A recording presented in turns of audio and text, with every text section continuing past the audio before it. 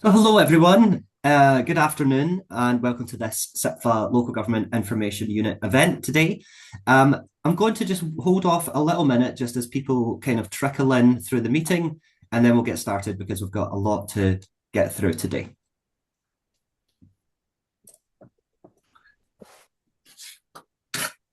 Just going to share my screen.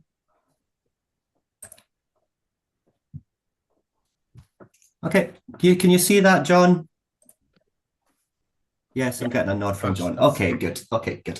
Okay, right. Well, hello everyone. Good afternoon and welcome to this CIPFA Local Government Information Unit event today, where we're going to be sharing with you some research that we've been carrying out over the last 6 months or so, looking at national care services across the UK and progress towards national care services in Scotland, England and Wales. So my name is Dr. William Burns. I'm CIPFA's Social Care Policy Advisor, and I lead on the Institute's work in the areas of adult and children's social care, and I also run CIPFA's Social Care Advisory Network, and that's the network through which we are hosting this event today. So CIPFA's Social Care Advisory Network runs regular events for subscribers and non-subscribers alike on the latest adult and children's social care issues.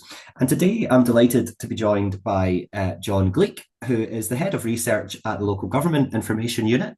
Jon joined the LGIU in the summer of last year as the Head of Research, following over a decade of experience in local government in South Yorkshire and London. So Jon is responsible for the organisation's research and insight function, and he leads the portfolio of LGIU's research partnerships, and he manages the Local Democracy Research Centre.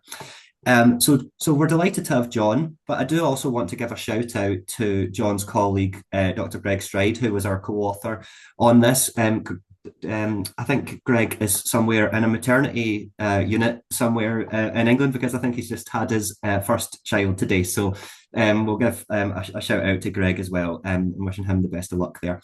I'm also really happy to be joined by James Mackie this afternoon. So James Mackie is the Deputy Director of Policy at the Casey Commission. So some of you will have watched Baroness Louise Casey at the Nuffield Trust Summit on Thursday, and that was Baroness Casey's first kind of public presentation on the findings of the Casey Commission so far. So off the back of that, we've got James from the Commission, who's also going to kind of give us a little bit of an update on how that work has been progressing. So how this is going to be structured this afternoon is I'm just going to do some very quick housekeeping, kind of tell you how this is going to work in terms of Zoom and so on. And then we'll go through the three briefings that we've written. The first briefing, I'll cover the first briefing, and then Jon's going to come in and do the second one. I'm going to finish off with the third briefing, and then we're going to have an update from the Casey Commission from James. After that, there will be time for questions and answers and discussion. Okay, so that's how it's going to be set out. So I'll just crack on here. In terms of logistics, you'll notice that some of you will have your cameras and microphones on. I'll just ask that when you're not presenting, or when you're not coming on to ask a question or something, if you could please make sure that your webcams and microphones are switched off. That just kind of makes everything a bit smoother for us. It stops any interruptions and so on. Like I said, there's going to be time for questions and answers after we hear from James at the Casey Commission. You can either, like I said, you can come on camera at that point, you can come on, turn on your microphone and you can ask a question that way. Otherwise, you can see on the Zoom app that you're using, there should be a chat option at the bottom. If you were to click on that, you can put in your questions in there and then we'll be able to see them. And I think what we can do is we'll take a note of them and we can come to them during the designated question and answer session. What I'll say, just as a bit of a caveat on the questions, is that we'll be taking questions mostly about the work that we've done at CIPFA and the LGIU. James from the Casey Commission is happy to take some questions as well on what was announced by Baroness Casey on Thursday, but he's going to be kind of limited in what he can say about the future direction of travel and so on. So if we could kind of bear that in mind when we're asking our questions. And then finally, this session is recorded today, so it's going to be put on our YouTube later. So good, right, that's the logistics. The question that everyone asks is, are you going to share the slides after the event? And the answer to that is yes. So what I've done as well is when these are shared with you, you'll be able to see that anything that kind of looks like a hyperlink throughout the presentation is a hyperlink. So you'll be able to follow up on a lot of this in your own time. What I've done here is I've just put together a collection of relevant CIPFA adult and children's social care publications that we've had out. So the first one then, this is Building Sustainable Social Care. That's our social care landing page at CIPFA. If you go on that, you'll be able to access all the other pieces of work that we have at CIPFA, including these ones here. So you can see, so here, the CIPFA and LGIU National Care Service series, you can access those briefings on that website. You can also access them on the LGIU website. Social Care Finance in Focus is an online repository of adult social care case studies that we put out last year. So that's also kept live, so they're constantly being updated. And those are split across themes such as like financial sustainability, improving outcomes, new ways of working. There's some technology enabled care case studies and so on. So I'd really recommend you check them out as well as all the other briefings on that page. But I don't really have time to go into detail on all of them because we want to kind of get into the meat of what we're speaking about today. So without much further ado then, I'm going to speak about the first briefing in the series that was published around about October last year.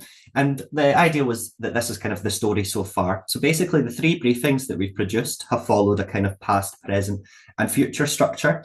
The first briefing kind of looks at the progress towards national care services from the inception of the policy in Scotland, England and Wales to the current state of play. In the second briefing, we looked at lessons that can be learned for the Casey Commission going forward from the experiences in Scotland and Wales. And then the third briefing kind of pivots and looks forward towards, the future of adult social care reform. And what I'll say before I get into this as well is that obviously social care has devolved across the UK. So it's devolved to the Scottish Government, the Welsh Government, the Northern Irish Assembly. And while, so there's different, social care systems, and while there have been those divergences since devolution, the countries are all experiencing the same pressures in terms of adult social care. So we're thinking of, rising demand for services, increasing complexity, recruitment and retention challenges, and all of this with very kind of limited financial and operational capacity to respond to those pressures. So different systems across the UK, very similar pressures. And what's interesting is that a national care service has been proposed as a way to meet those pressures in Scotland, England and Wales. So the kind of question comes like, well, what is a national care service and so on, and what can each country learn from each other? So that's the idea behind this series. And I'll just start by giving you a bit of an overview of what's, how we've got to where we are now in Scotland, England and Wales. I'm not going to get right into the weeds because we only have a certain amount of time to cover a lot of this today. But I'm going to kind of give you the kind of the heavy hitters, if you like, of what's happened. So in Scotland then, okay, so in Scotland, here's the timeline for there. So we're going back to kind of of 2021 when the Independent Review of Adult Social Care was published. And I'm going to speak about that in the next slide, so I won't go too much into detail. But then you can see between 2021 and 2025, there was a kind of series of consultations on the bill. It went through committee stages at Holyrood. There was multiple committees that had raised concerns about the detail within the National Care Service Bill, about its financial memorandum. CIPFA, for example, responded to the National Care Service Bill's financial memorandum, and we had a lot of criticisms to make about it because it lacked essentially lacked a lot of detail for us to be able to say that this was a good, policy, so well thought out policy. And recommended that the financial memorandums should be redrafted, and that was actually picked up through the committee stages. And so the Scottish Government had to make a new financial memorandum. There was lots of different changes to the bills and back and forth. And then I'll cut a long story short, really. And at January 2025, the Scottish Government dropped its flagship policy of establishing a national care service in Scotland. So that was kind of a big U-turn, if you like, and it was a kind of moment of failure for the Scottish Government to have dropped this piece of legislation that they'd been working on for 3 years. So the kind of questions is, well, what went wrong there as well? But just in terms of the history then, like I said, the first kind of mention of this in Scotland was from the Feely Review, the Independent Review of Adult Social Care. I'm not going to read that paragraph out verbatim, because in this next slide, I pull out what were the 6 goals of what a national care service should be according to the Independent Review of Adult Social Care. So it was about consistency, so ending the postcode lottery in care, where you get different kind of standards and you have to pay different amounts and so on depending on where you are in the country. So making it more consistent on a national scale. It was about national improvements, strategic integration with health, national standards, terms and conditions for the workforce, and increased oversight and accountability. Now, like I said, I don't really want to go into the kind of blow-by-blow account of what happened, because, like I said, this is a legislative process over the span of 3 years. And if you want to get that detail, it is in the briefing. But suffice it to say that after 3 years of kind of vacillation in the Scottish Government, on the 23rd of January, the Scottish Government announced that it was dropping the National Care Service as its flagship policy. That's an image of Marie Todd, who is the Minister for Social Care in Scotland. That's her announcing the dropping of the policy. So why was it dropped? Well, like I had said, this was after the financial memorandum had been criticised and redrafted. There was a breakdown in the coalition of support across the sector, and there was a significant scaling back of proposals that was in the bill. When Jon comes on next to speak about the lessons, he'll kind of go into more detail about this. And then afterwards, once the National Care Service was dropped, the bill was rebranded to the Care Reform Scotland Bill. So that was it. That's kind of whistle-stop tour of what happened in Scotland. In England, it's very much a kind of Labour Party policy establishing a national care service, and it can be traced back to 2009, so back to like the Gordon Brown's government. And you can see in 2009, 2010, there was a couple of policy papers that promoted the idea of establishing a national care service. And in fact, in the 2010 election, the Labour government at the time had gone into that election saying that they were going to establish a national care service. But if we cast our minds back, we know that in 2010, Labour didn't win that election. It was the start of the coalition government, and they had their own kind of priorities in terms of care reform, most notably establishing or introducing the Care Act in 2014, which is still the kind of major piece of legislation in this space.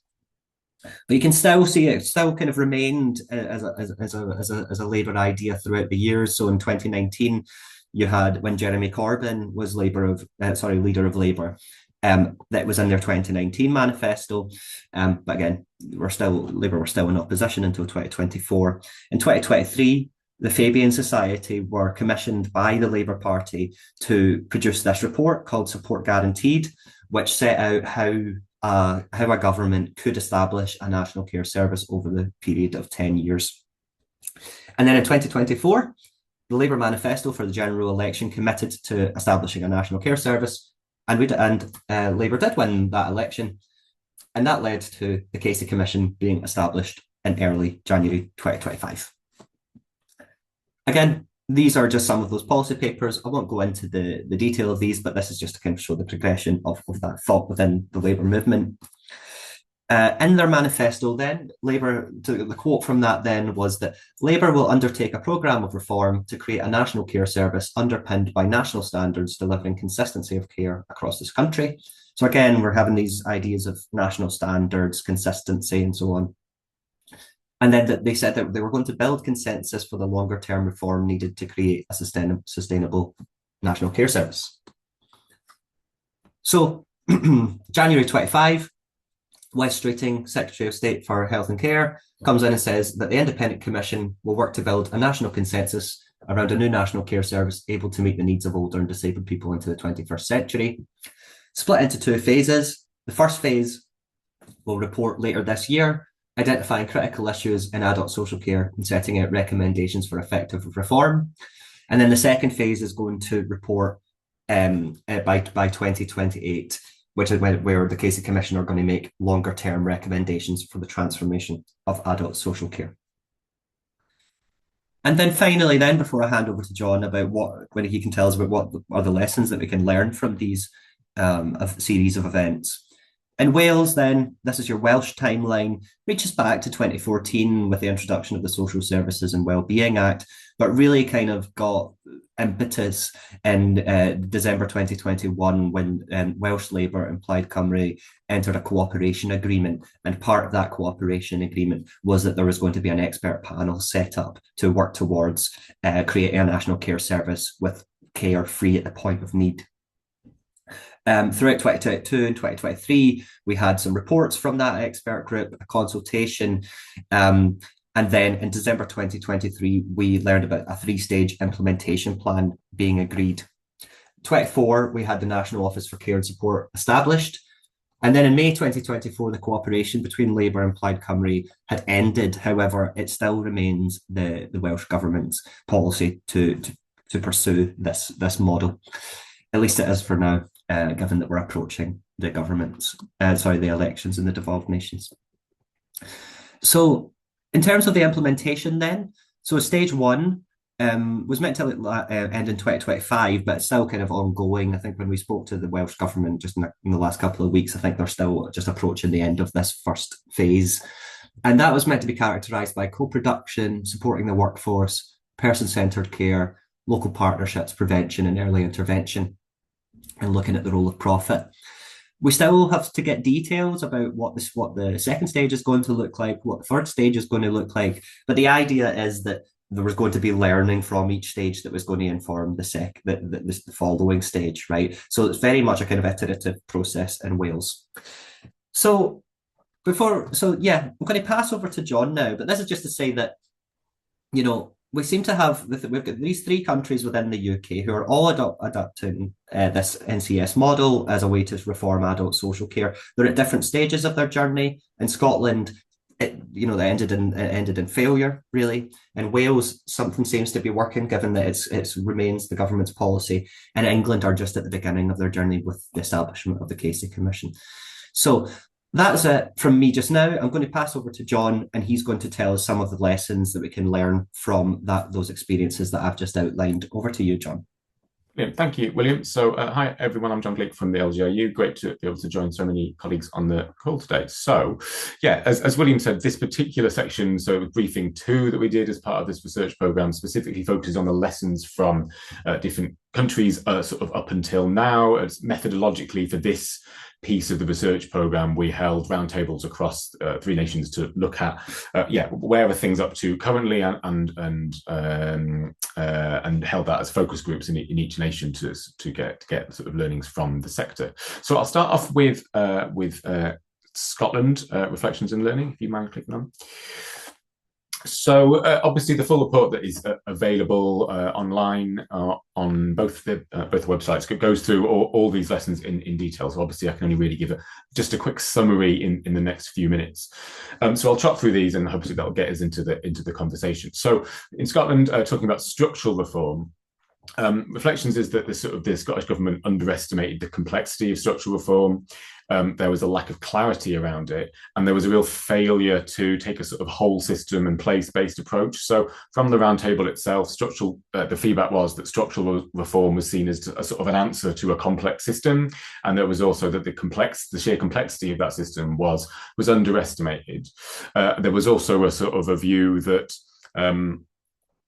structural reform would sort of solve problems in itself and lead to better outcomes in its own right, and that it wasn't seen alongside NHS reforms that were clearly part of the system, taking a sort of a whole systems approach. Click on, please. So in terms of stakeholder engagement, there was a view that there was a failure to really build a sort of a broad coalition, making sort of that really established case across the system, that in terms of the order of things, that co-production came after the legislation, and that created some challenges in terms of clarity. And also it was a very top-down approach, and that the local government itself felt marginalised within the process. The roundtable attendees described that they felt that it was a very adversarial approach. Local government voices and stakeholders were not sort of listened to or heard throughout the process, and that the policy sort of choreography wasn't done in necessarily the right order. The framework legislation itself was passed, but there were key things that weren't sorted. And obviously, co-production is a really important tool as part of any sort of user-centered policy approach, but there were some fundamental things that needed to be sorted as part of the sort of legislative journey that co-production itself might not be able to do or give the necessary scrutiny to. Please. So the financial case is obviously extremely important in this. There were sort of a lack of evidence around some of the sort of the financial benefits and some of the outcome benefits, which made the sort of the financial case untenable. The financial, again, looking at the sort of legislative timeline, the sort of the financial memorandum as part of the bill didn't have enough clarity and detail to sort of really articulate the sort of the overall cost implications.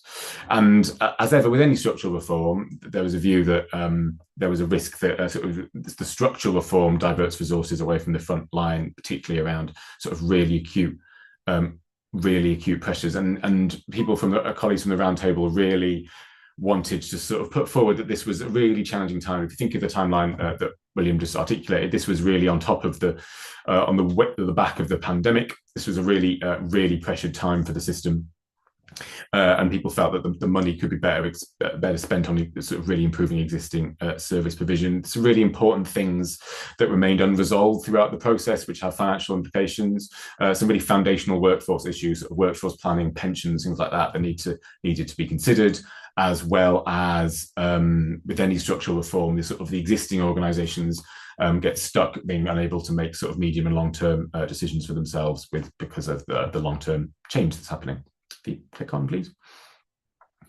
From a workforce perspective, as I kind of touched on, the workforce resilience and capacity wasn't really considered throughout the process, and it was on the sort of the tail end of the pandemic, an extremely pressured time for the system and for the workforce, importantly. And there were some really important workforce planning issues, some really fundamental things, pensions, terms and conditions, job security, that sort of remained unresolved for people throughout the process, and that created the sort of the financial instability, but as probably more importantly, the sort of the workforce instability for and anxiety for care workers. People who attended at the roundtable that we had really wanted to put forward how the word that they used was traumatic this was for colleagues across the care system, that these issues were not understood or necessarily acted upon. Click on, please. So just to, thank you. Just finish off on the slide. Just go back one, sorry. Sorry, there's one slide missing. So just what people also described was sort of the relationships weren't, relationships were damaged throughout the process. So a really key relationship between local and central government really was damaged, and the council staff in particular in our research really were keen to sort of point that out. So to kind of give a summary of what the Scottish experience has taught us, so 8 key points. One is you have to really clearly define the improvements and outcomes for people who draw on care and support at the beginning of the programme. So making sure that this is really user-centred. You do have to take a whole system and place-based approach to reform. You've got to build a broad coalition of support. And that coalition of support must be resilient to sort of political changes and policy shifts throughout the process, throughout any sort of long-term timeline. You also have to consider that that social care reform is a form of local government reform, and that the role of councils must be considered throughout this process. The financial case must be made. The capacity case needs to be understood, and that the legislative process needs to be done in the right way, and that co-design is used appropriately and not used to sort of hinder any sort of scrutiny. So just quickly moving on to Wales then. So a very different story in Wales, just partly because of the timelines, but also some of the context. So in Wales, from a policy foundations perspective, there's a sort of a longer timeline going back to 2014, which with the Social Services and Wellbeing Act really providing the sort of the beginning or a foundation for foundation for that progress. There were some other policy developments that followed that, such as the rebalancing care and support programme. And then there are other things sort of in the mix and in the pipeline that will help build that. So in Wales, a sort of set of iterative legislative approaches that sort of laid the foundation for the work to be developed. Although roundtable attendees did really reflect that in itself doesn't inherently create an NCS, but it does sort of lay that foundations out. Can you click on, please? So again, there was a sort of consensus-based approach and a sort of expertise-based approach. So there was an expert group selected by ministers to sort of represent the sort of the range and weight of opinion, and that sort of was came together into sort of a set of reports and information for that legislation to work through. Actually, our roundtable attendees from Wales really did reflect that the technical work of that expert group did really help move the conversation on from 2022, although that there was some criticisms that it didn't reflect the full sector, including voices from local government. Move on, please. So structurally, this has been built through the creation of the timeline from which creates the National Office for Care and Support. They have the sort of the accountability and structure for that work. That is kind of working through and in place. Attendees through our research did sort of articulate that they do feel the building blocks, the institutions are in place, but they were keen to point out that they have seen limited progress or think visible progress that they can kind of point to that sort of supports them, and they want to see that sort of moving on from sort of limited work that they can see.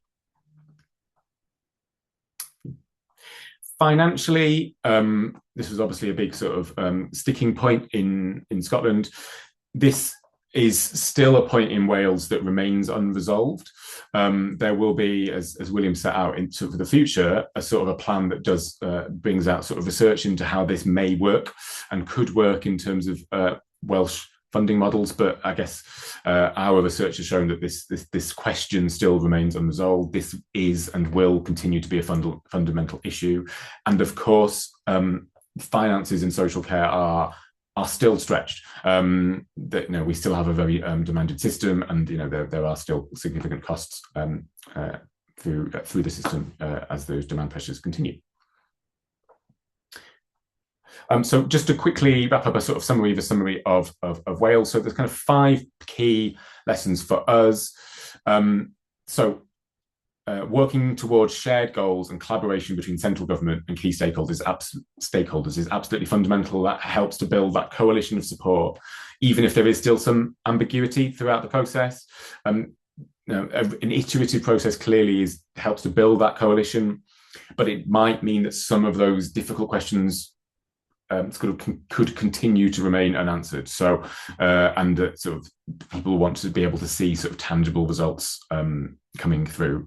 Expertise has clearly been shown to be really valuable through that expert group that was demonstrated that colleagues felt that was particularly helpful. And that sort of staged plan has certainly helped, but there must be sort of accountability baked within it. And that legislative basis for reform has been helpful based on that sort of early 2014 Act.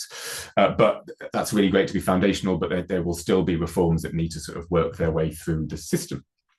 That's it from me. I've hopefully given justice to sort of a whole range of complex issues that came up from colleagues who attended those roundtables, but I'll hand back to William just to bring us up to the 3rd briefing that was published today. Hey, thank you very much, John, for setting that out there. So far you've heard about how we've got to where we are in each country. We've kind of drawn out some lessons about what went wrong in Scotland, where the policy was dropped, what seems to be working well in Wales. So then the 3rd briefing then is more looking forward to the future of adult social care reform across the UK. So what do we do in this briefing then? So we set out principles for reform and make recommendations on the next steps. So, I mean, you might have picked up on this so far in terms of what you've heard, that there is no single definition of a national care service. It's meant different things in different places, okay? So in Scotland, it was about removing adult social care from councils, creating a new body, kind of centralising it under Scottish ministers, right? Wales, it's a bit more loosely defined, kind of following on from, what Jon was saying about the kind of iterative process they're taking. It's a bit more loosely defined, but we know that it's about working towards free care at the point of need, though that does seem to be quite far off at the moment. And then in England, as I said, that's going to be kind of set out by the Casey Commission, but if we're looking at what's in the manifesto and kind of some of the noises that we've been hearing, it will be more about kind of national standards, but with local delivery.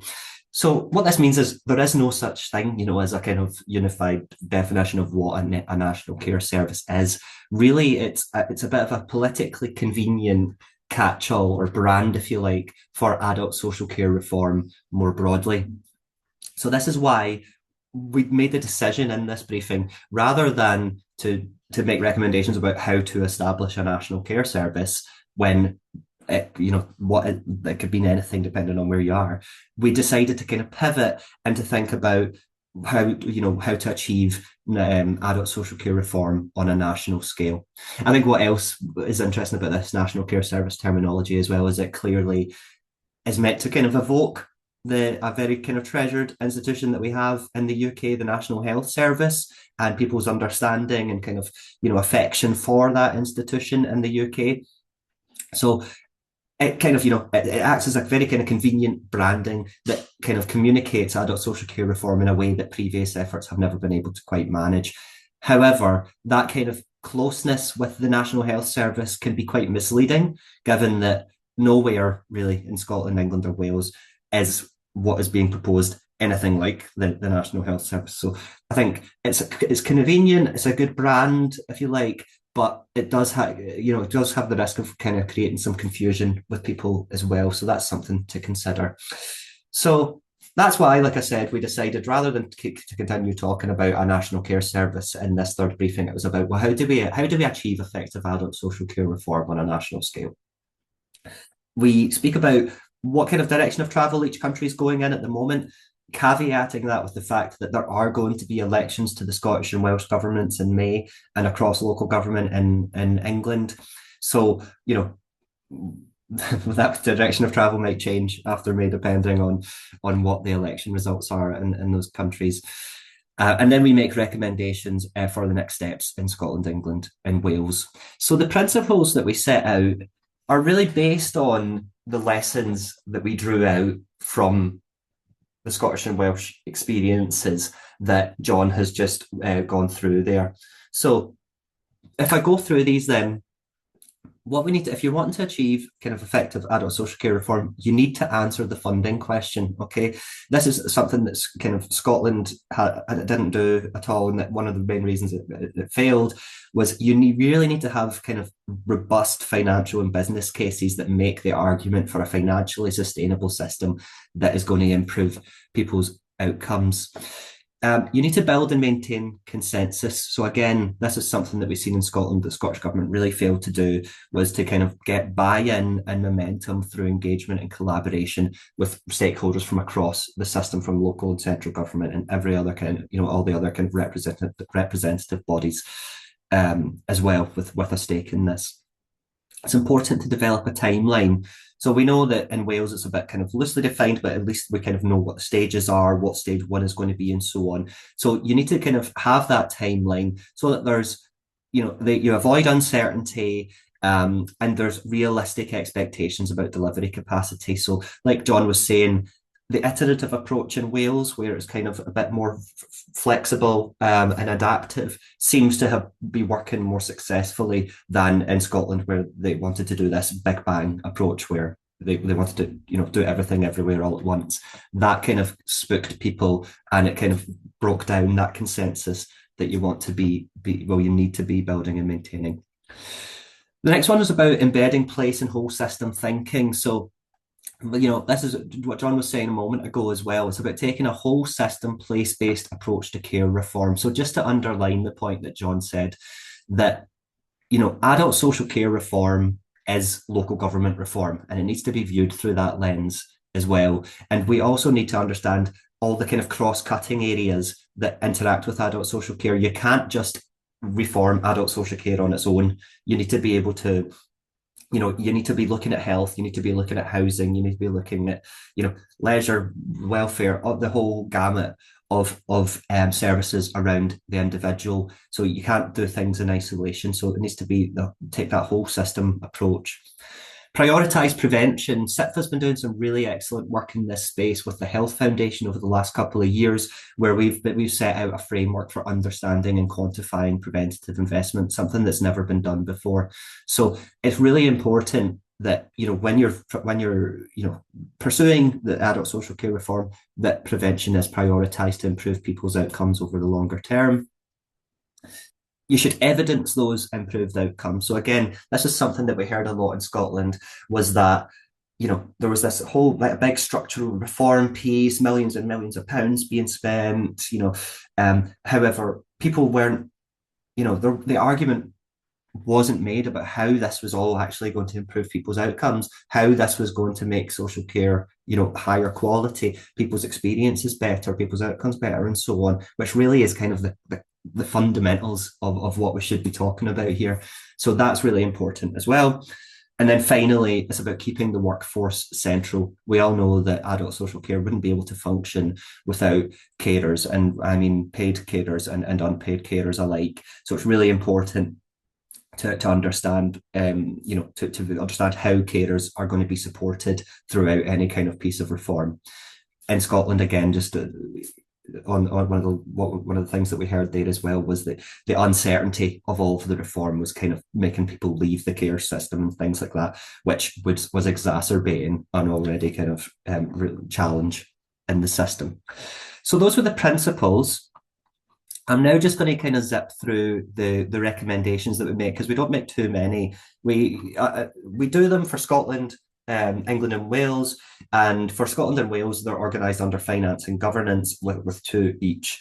So like I said, Scotland's kind of in a period of resetting after the trauma of the National Care Service experience. That was a word, as Jon said, that was fed back to us quite a few times from different stakeholders. So in terms of the recommendations that we make, so in terms of finance, we recommend dedicating funding to service sustainability and improvement.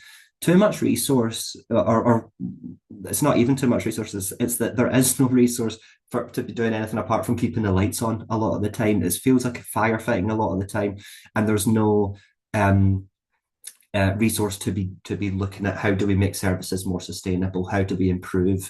So that's something that we would recommend seeing in Scotland. The second one is around clarifying financial accountability within integration. So I don't want to kind of get into too much detail about the integration of health and social care in Scotland. I could probably talk about that for another hour, but let's suffice it to say that there's unclear accountabilities, and accountabilities are blurred in integration arrangements that's actually hindering kind of effective collaboration and working to improve people's outcomes. So that was the finance ones. In governance, we recommend standardising delegated services. So across Scotland, you can have some areas where children's social care is integrated, for example, in some areas where it isn't, some areas where justice social work is integrated, in some areas where it isn't. And that, on the one hand, allows local areas to be flexible and to be adaptive to the needs of their local communities. But again, it makes effective collaboration difficult. So we recommend standardising that so that the system is clearer for people who draw on care and support, but also just for the people who work in it as well, and for the effectiveness of services.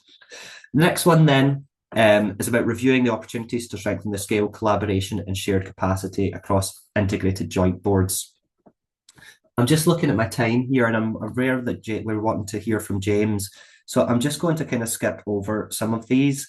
In Wales, we recommend creating a clear understanding of the costs of the current regime and the sufficiency of resources. We heard in our research on this that there isn't a robust understanding of what is spent on social care, how much comes from income, from charging, for example, how much comes from government grants, how much money in the system is from self-funders and so on. And if you're wanting to kind of move on in this reform project, you need to have a much clearer understanding of the finances within the system.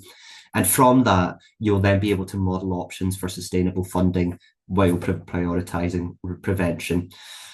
Again, this is a theme that we've touched on a couple of times about demarcating national and local responsibilities. So there's still a bit of unclarity in Wales about what is the National Care Service going to do, what is going to be the role of local authorities. So we recommend that the National Office should have a look at this and try and be much more transparent about that. And then finally, for Wales, we're talking about engaging in regular consensus building to ensure transparency. So one of our principles, like we said, was around building and maintaining, buy-in. What we found a lot in Wales was that people didn't really understand where they were in the process, where the process was going, and so on. So I think more work could be done there in terms of clear communication with everyone involved in social care in Wales. And then finally, we make some recommendations for the Casey Commission. And again, these are following on from the principles that we set out. So, we need to understand the problems that a National Care Service aims to resolve.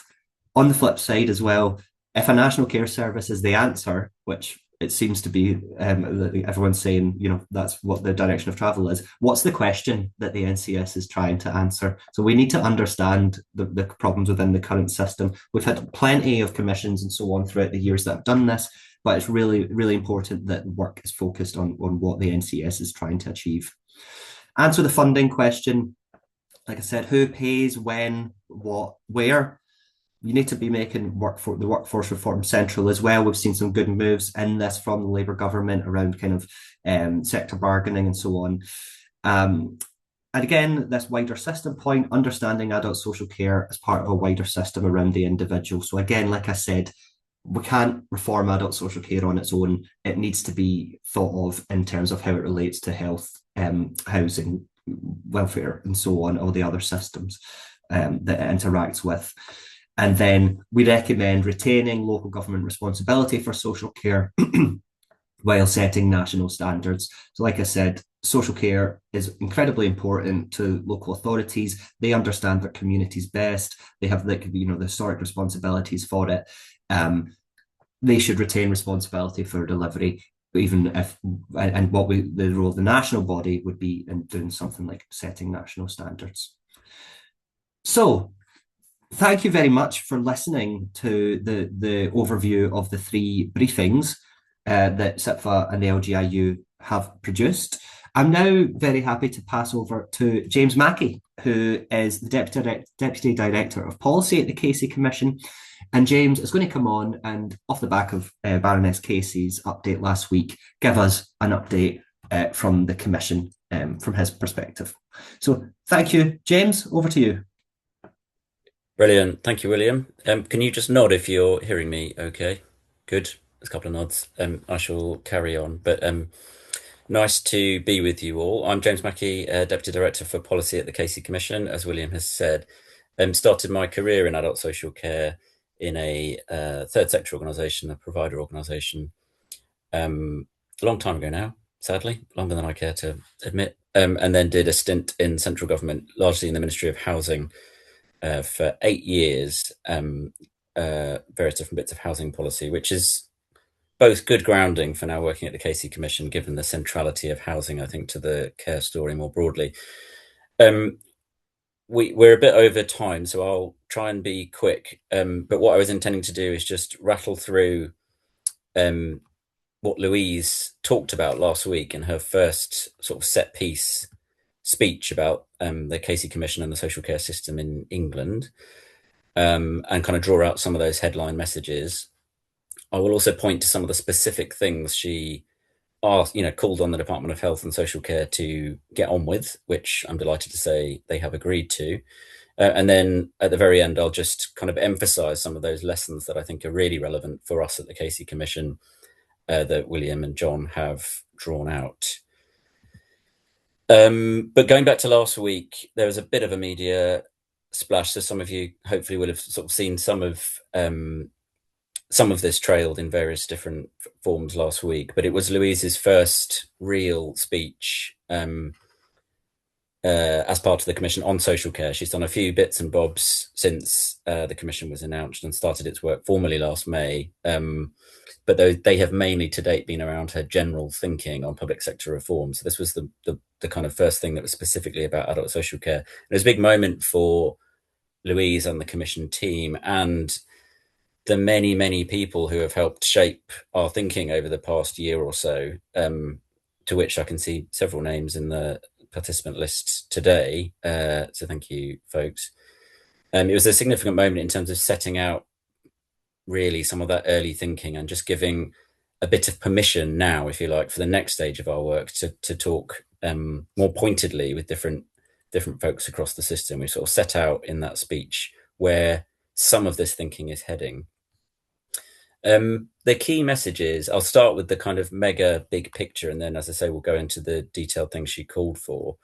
The mega big picture message, really, and some of this got picked up in the media and some of it got a bit lost, was a historical point, really, that Louise, playing back after a kind of year's worth of research, is playing back her findings. And one of the most striking things that we have found, really, is the way in which the social care system that we know today was born, really, and out of the architecture of the poor laws, with these sort of relatively ill-defined notions of deserving and undeserving poor, and how that sort of morphed its way through the Beveridge settlement, which understandably was focusing on 5 other areas of society that were the priority, but left social care with more or less a throwaway line in 1948, just sort of slightly modernizing the poor law terminology and so on, but leaving that basic infrastructure in place without a really fundamental design moment like those other big public services that we know of today that were at the heart of the Beveridge settlement had, your National Health Service and your education system and so on. The main point Louise was making was that social care hasn't really had its creation moment. So what we have had in the 80 odd years that have come since then is that fundamental architecture of, locally administered suite of residual services being in place still, but the world around it changing dramatically from that point in time, from 1948 onwards.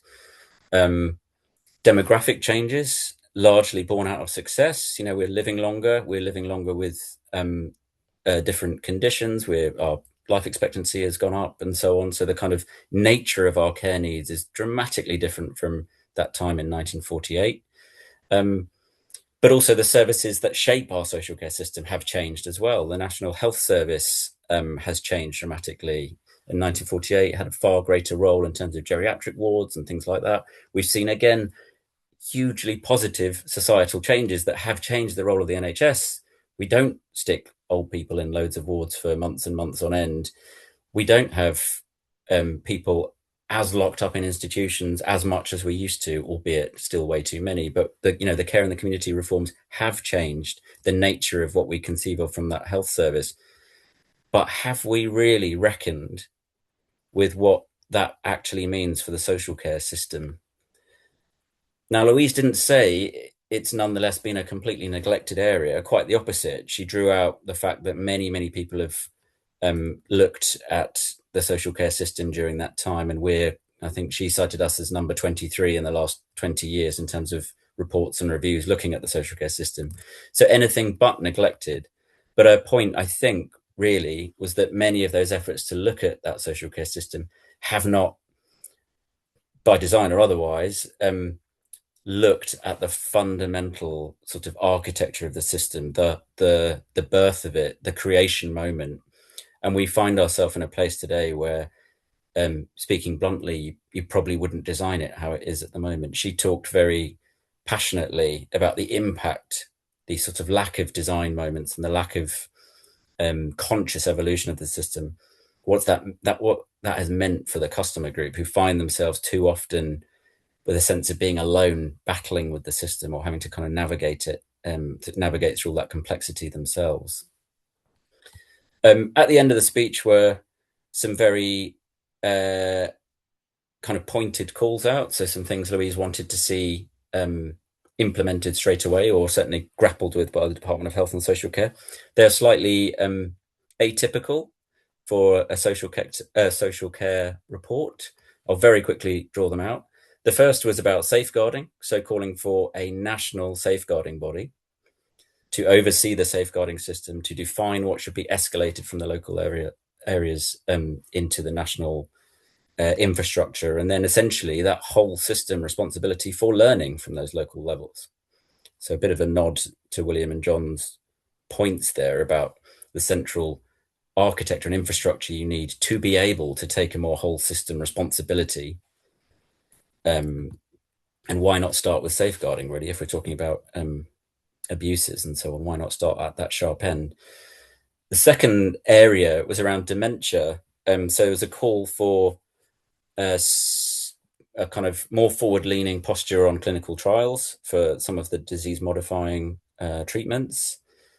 There was a call for the creation of a dementia czar, so a leadership position that sits across the whole health and social care system to pull together our plans on dementia and so on. And then a call to kind of supercharge the modern service framework that the Department of Health and Social Care are working on as part of the 10-year plan.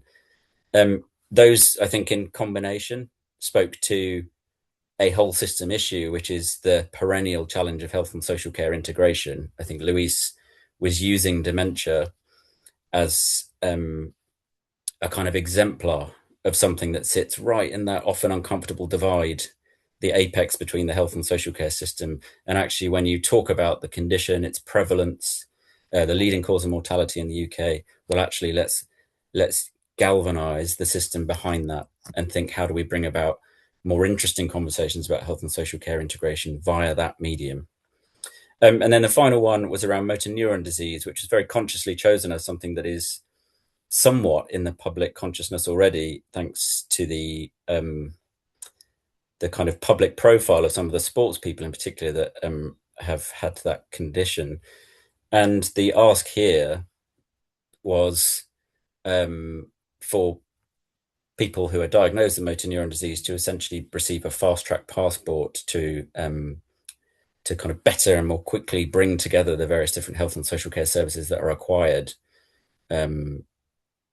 for a condition which is so fast-moving and progressive. Well, actually, let's shortcut the system. Again, you can kind of conceive of that. Yes, it's niche. Yes, it's about just a very small cohort of people, but it's a bit of a Trojan horse again for challenging the system to think very specifically about the nature of the client group it has, and better segmentation, arguably, of that social care audience. So big lessons from that I can relate to, that William and Jon have talked about. Whole system is the big one. Ultimately, Louise defined the whole system challenge and in fact looked beyond the system of adult social care as we currently define it. She was really talking about its interfaces with other systems and so on. Co-production being absolutely critical. Louise talked so much about the importance of bringing the wider general public into the conversation. If we're going to have this design moment about social care, well, actually the general public need to be a part of that. It cannot be something that we talk about just amongst ourselves. There's a public mandate about this. There are some difficult choices. There's conversation about contribution and what that looks like. So a kind of very expansive version of co-production. Absolutely on the need to sort the funding question, but Louise again challenged us all to not be reduced into the funding question solely. So not have this conversation only be about whether we should sell our houses or not. It actually needs these other things to inform that funding conversation. And finally, the centrality of the workforce. Completely agree. The workforce is all there is. It's everything. The deliverers, the people that sustain the system across the health and social care systems, they must be absolutely central to bringing this from the existential into the realities of delivery.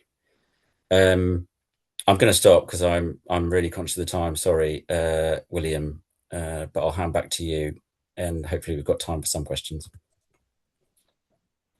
Thank you very much, James. Really appreciate you coming along and giving that update today. I think it's a very exciting time in terms of adult social care reform. I think Baroness Casey's challenge that she issued on Thursday to be thinking about these things in a slightly different way than perhaps we've become accustomed to thinking about them is really refreshing and welcome. And I think we're all really looking forward to contributing to successful reform in adult social care. So thank you for that, James. Right, we do only have 5 minutes, so apologies for that. I think we just had so much to share and talk about, so apologies that we don't have any more time for questions. What I will say is, what I'll do is I'll put my email into the chat box, and if anyone has any questions that they'd like to follow up with, if they don't want to ask them just now, they can email me them, and then I can then share them. I can share them with James and John, and we can email that email any kind of responses and answer them that way. I did have one question here from Andrew Osborne asking, has CIPFA done any financial modelling to help with this area, as the recent consultation on fair pay, which would underpin much of this, doesn't seem to have been based on any clear rationale or logic, and more what they may be able to make available. So CIPFA has done a lot of work in terms of social care reform and from a number of lenses. So, for example, we had a report out a couple of years ago looking at reforming the charging system, where we made recommendations around that. We've had work out on how local authorities can be better managing demand for in adult and children's social care. And those publications that I shared at the beginning of the presentation today has a lot of what CIPFA has been looking at in this space. It's something that's really important to us from our policy perspective. I don't know who this is directed to. I might ask you, James. It says, is the Sutherland report worth a look? Has that come across your desk, James? I don't know. Okay, maybe. I'm getting slightly confused with Seaborn reforms in the 70s. Don't know. Perhaps Christine can elaborate. Yeah. Okay. We can. We can follow that up afterwards. It's very old, Christine says. So there you go. How does and we've got a Nico Nolan. How does children's social care fit into the plans of the National Care Service? Well, I mean, if I'll take that, and then maybe John, if you want to expand on it at all. Like I said, it's kind of because the National Care Service has been different in the different countries that it's been adopted. There's different ways to answer that question. In Scotland, they were proposing making children's social care part of it, but again, that was part of they scaled back on that, and then obviously they ended up removing the policy altogether, so that didn't come of anything. In Wales, they don't just think about adult social care on its own; they take adult and children's social care together. So I would think that as the NCS plans progress, that there will be more clarity on what the role of children's social care is in that.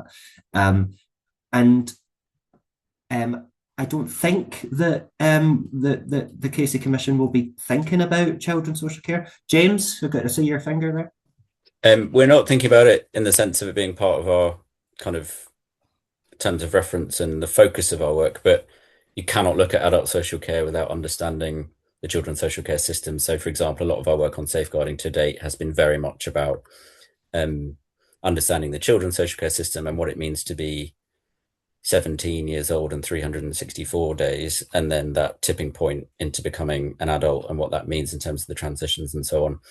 The relationship between children and adult social care seems really critical to us, and the understandable different philosophies of those systems. They make a lot of sense in of themselves, but the kind of the transition between the two is sometimes quite bumpy, I think. So it very much in our thinking.